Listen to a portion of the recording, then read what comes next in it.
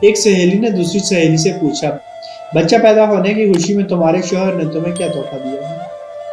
سہیلی نے کہا، کچھ بھی نہیں۔ اس نے سوال کرتے ہوئے پوچھا کہ کیا یہ اچھی بات ہے؟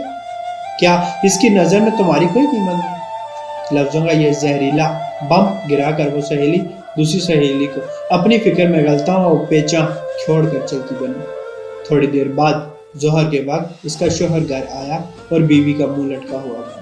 پھر دونوں کا جھگڑا ہوا، ایک دوسرے کو لعنت بھیجی، مار پیٹ ہوئی، شوہر نے اسے طلاق دے دی۔ جانتے ہیں پرابلم کی شروعات کہاں سے ہوئی؟ اس فضول جملے سے جو اس کی عیادت کرنے آئی سہیلی نے کہا تھا۔ اسی طرح زید نے حامد سے پوچھا، تم کہاں کام کرتے ہو؟ حامد، فلاں دکان میں۔ ماہانہ کتنی تنخواہ ہے؟ حامد، 18,000 روپے۔ زید، 18,000 روپے بس؟ تمہاری زندگی کیسے کٹتی ہے اتنے پیسوں میں؟ حامد گہری سانس کھینچتے ہوئے، بس یار کیا بتاؤں۔ میٹنگ ختم ہوئی۔ کچھ دنوں کے بعد حامد اب اپنے کام سے بیزار ہو گیا اور تنخواہ بڑھانے کی ڈیمانڈ کر دی، جسے مالک نے رد کر دیا۔ نوجوان نے جاب چھوڑ دی اور بے روزگار ہو گیا۔ پہلے اس کے پاس کام تھا، اب کام نہیں رہا۔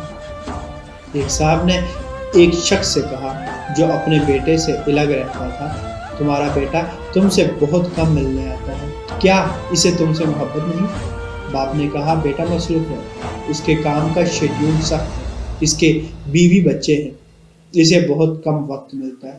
پہلا آدمی بولا، واہ یہ کیا بات ہوئی، تم نے اسے پالا پوسا، اس کی ہر خواہش پوری کی، اب خود کو خواہ مخواہ سمجھاتے ہو کہ اس کی مصروفیات کی وجہ ملنے کا وقت نہیں ملتا تو نہ ملنے کا بہانہ ہے۔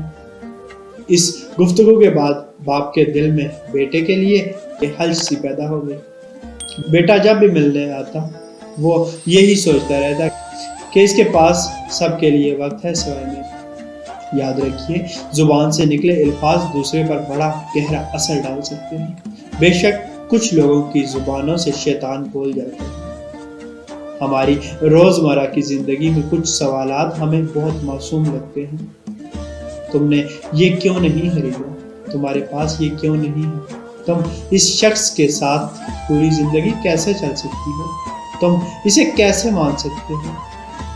اس طرح کے بیشتر سوالات نادانی میں یا بلا مقصد ہم پوچھ بیٹھتے ہیں، جبکہ یہ بھول جاتے ہیں کہ ہمارے یہ سوالات سننے والے کے دل میں نفرت یا محبت کا کون سا بیج بو رہے ہیں۔